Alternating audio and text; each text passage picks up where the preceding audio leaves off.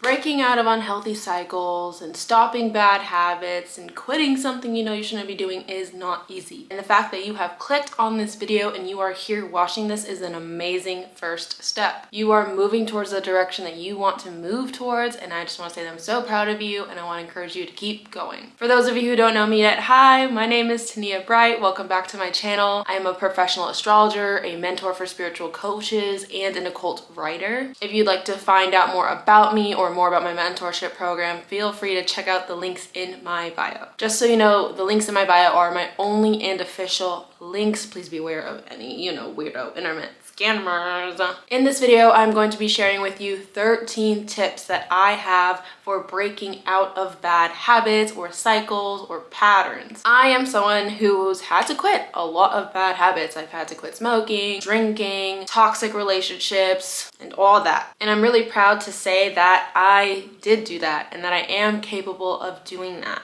And there were times where I thought I wasn't capable. These tips not only helped me throughout that journey, but they've also helped some of my friends and my family out too. And I want to create this video and share them with you in hopes they can help you and your friends and family out. Let's go ahead and just jump right into it, huh? Tip number 1, pay attention to your conditioning. Try to get to the bottom of what made you believe that you had to stay in this cycle or this habit or have this pattern. Odds are this cycle, habit, or pattern developed as a way to protect yourself or as a coping mechanism. If you can understand your conditioning and if you can understand why you're stuck in this cycle or why you're stuck in this habit, you can then break it apart. The best thing you can do to help yourself break out of these patterns is to become aware of your patterns. Tip number 2, pay attention to what you associate with these patterns, cycles, or habits. Example, maybe we began to associate love and relationships and community and bonding with smoking or drinking. So now there's that association of, oh, every time I smoke or I drink, I get to have community and love and friendship. You have to become aware of those associations so that way you can unlearn that and you can retrain yourself to seek out those associations elsewhere. Seek out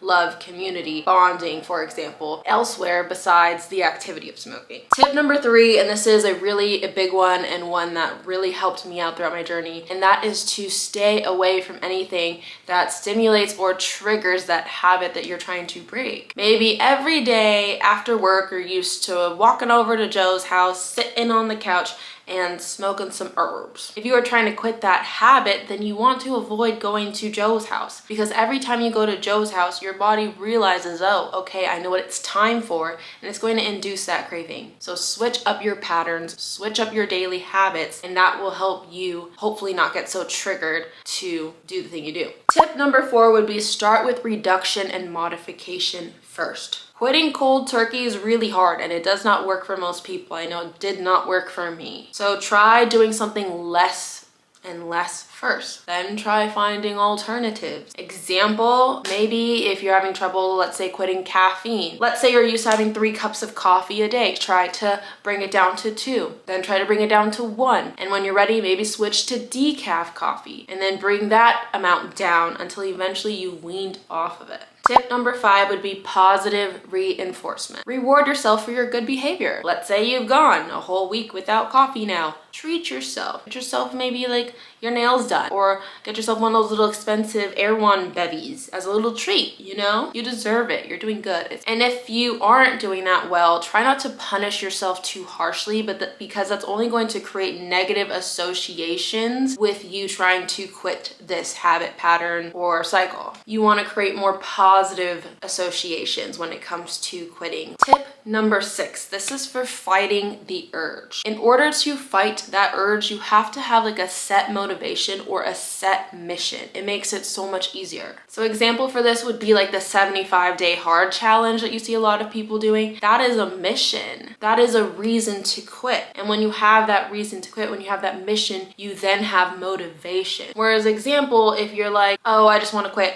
and then you try doing it the next day and there's no real reason, there's no real mission, it might be harder to kind of convince yourself that you need to do this. And it also feels really good when you complete that mission. So when you finish the 75-day hard challenge, that feels extremely rewarding. You're like, yes, I I did it. Tip number 7, ask for support from your friends and family. Tell them what you're doing and ask them to not be around you and to not tempt you. Maybe ask someone to hold you accountable or to call you out if you're kind of falling behind on your goals. The real ones will be there for you. The real ones are going to support you. The real ones are going to hold you accountable. If people are enabling you, red flag. Red flag. Tip number 8, and we talked about this a little bit earlier, but that's to not punish yourself so harshly, and I want to elaborate on that a little more. Whenever I failed at something, it would feel like a complete failure. It would feel like a complete waste of my time. Like I would have to just start from ground one. I would be like, well, I failed. I might as well just fall right back into my old habits. And I want you to know that that is like a limiting belief. And I feel like subconsciously that is just like a way to give ourselves an excuse to fall back into those bad habits. In all reality, you can have one bad day, but that does not mean it was a total and complete failure. It does not mean it erases your 10-day streak of being on point with your goals. If you flop, it's okay. Get back on that horse and try again the next day. Trust me, your hard work is not for nothing, and one mistake or 2 mistakes is not going to backtrack you. So get that belief out of your head. Tip number 9 would be to find healthier alternatives. Regardless of what you're trying to quit, just see if there's a healthier alternative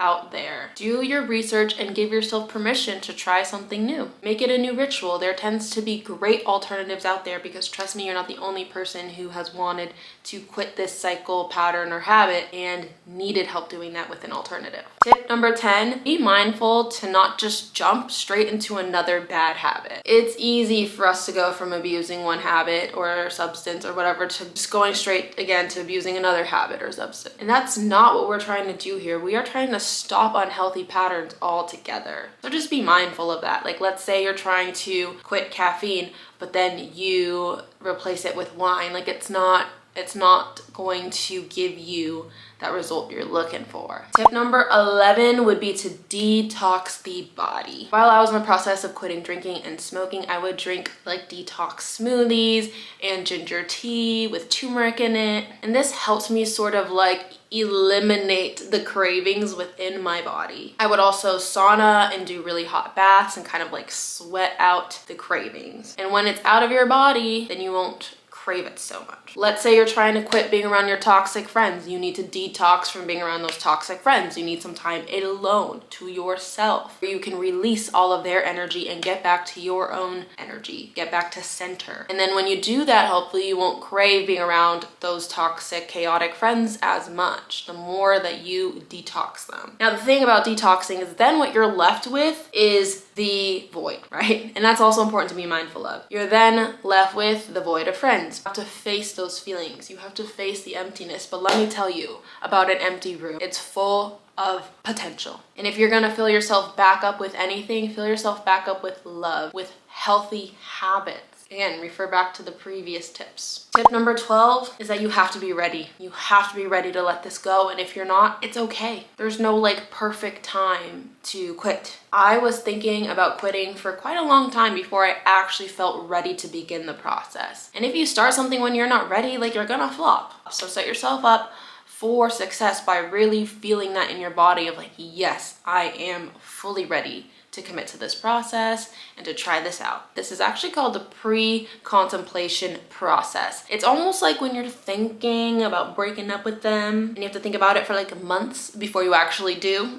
Same thing, you're breaking up with that habit, with that cycle, with that pattern. So if you're at the pre-contemplative point right now, take your time with that, really sit with it, unpack why you want to begin this process of quitting, set those motivations, think about who you're going to ask for help, really create a plan. I would also create like a comfort plan for yourself where if you're struggling a little bit, you know, this is who you can call. If you're struggling a little bit, this is what you can do to soothe yourself. Tip number 13. So I guess I actually had 14 tips instead of 13, which is good because 14 is one of my favorite numbers. But tip number 13 would be to seek medical help if needed. And it's completely okay if you need medical help. Having cravings and breaking patterns and cycles and habits can be painful. It can be stressful. Sometimes we need the therapist to help us, or the life coach, or the health coach, or the trainer, or the doctor, or whoever. Sometimes we need help finding treatments for those symptoms. I just want you to know that seeking professional help is normal. It's absolutely normal and it's okay, and it does not mean